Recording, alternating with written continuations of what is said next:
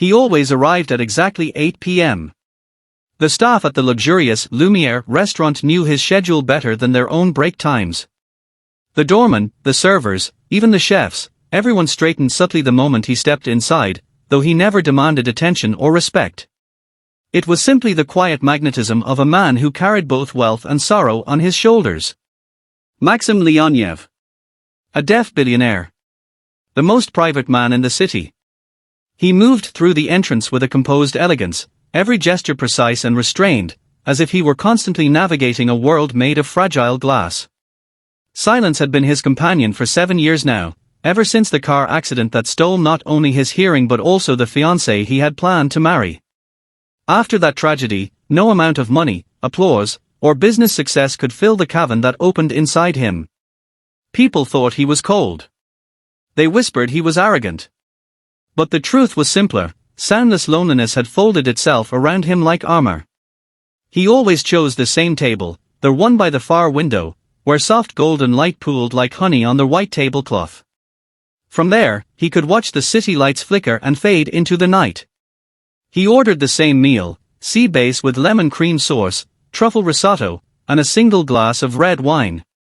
His habits were a refuge. Predictable. Safe. The staff communicated with him by writing on a small notepad. They tried once to learn a few signs, but Maxim politely waved them off. Too much trouble, he scribbled with the quick, sharp handwriting of a man used to closing deals and ending conversations. His eyes were intelligent, piercing, but unbearably tired. He carried a presence that said, "I'm alive, but only because life insists on it." Every night he dined alone. Every night he left the restaurant with the same expression, stoic, unreadable, untouchable. But on this particular night, someone else was working late. Someone no one would expect. In the quiet corner near the staff entrance, a young cleaning woman named Roser was finishing up her shift early. She was small, thin, and always slightly breathless, as if life kept pushing her forward faster than her legs could carry her. Her uniform was a little too big, her dark curls pulled into a messy bun that never fully obeyed. She had kind eyes though, eyes that noticed more than most. Eyes that rarely judged. Under normal circumstances, Roser would never be on duty while Maxim was dining. The restaurant liked to keep visual noise away from high-end guests. But one of the evening cleaners called in sick, and Roser had to stay the extra hour. She didn't complain. She couldn't afford to. Not with a 6-month-old baby boy depending on her. The baby, Leo, was with her tonight because her neighbor, who usually babysat him in the evenings, had a medical emergency. Roser apologized profusely to the manager, bowing her head, begging him to let her stay on shift. She promised Leo would stay in the storeroom, asleep in his carrier. She promised he wouldn't cause trouble. She promised the impossible, the way only desperate mothers do. The manager hesitated, glanced toward the dining hall where the billionaire ate in solitary splendor, then finally relented with a tight sigh. "One sound," he whispered, "even one cry, and I'll have to send you home." Roser nodded. Her hands trembled as she arranged Leo's carrier in the storage room corner, wrapped him in a soft green blanket, kissed his forehead, and prayed he would sleep. For a while, everything was perfect. Silent. Too silent. Because silence had a strange way of drawing destiny closer. Maxim ate slowly, methodically, his fork moving in a steady rhythm. He stared at the window, though he wasn't really looking at anything. He was simply existing.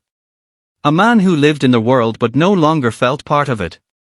He didn't notice that the kitchen door behind him opened slightly. He didn't notice the faint shift in air. He didn't hear the soft babble, the kind of warm, gurgling sound only a baby can make. But Roser heard it. Her heart stopped. She whipped around, her breath catching painfully when she saw the storage room door ajar. And then, her blood turned to ice, she saw Leo crawling out of it. "No, no, please, no," she whispered, rushing forward on tiptoes, terrified even of the air moving. But Leo was faster. He crawled toward the light, toward the only person he saw in the room, the man at the table. A stranger glowing with wealth, solitude, and an aura of quiet stillness that babies strangely instinctively gravitate toward. Maxim, lost in thought, lifted his wine glass. He felt a tug. A tiny, unexpected tug on the sleeve of his expensive black jacket. He turned slowly.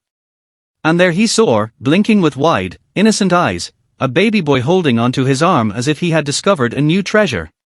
Maxim froze. His mind went blank. His heart, silent for years, stumbled. He didn't hear the baby's giggle, but he saw the smile. He felt the warmth of small fingers curled around his sleeve. He saw wonder, trust, and something else he hadn't seen directed at him in a very long time, instinctive affection, given freely, without fear or expectation. Roser's muffled gasp echoed across the room. She stood a few steps away, horrified, trembling, whispering frantic apologies he could not hear. But Maxim didn't look at her. He couldn't. He was too busy staring at the baby, this tiny intruder who had somehow broken through the fortress of silence and loneliness he had built. A baby who did the unthinkable. A baby who touched him. A baby who saw him. And in that moment, something in Maxim's chest shifted, like a frozen lake cracking under the first warm day of spring. He reached out slowly, unsure, almost afraid. And Leo responded with absolute certainty. He reached back.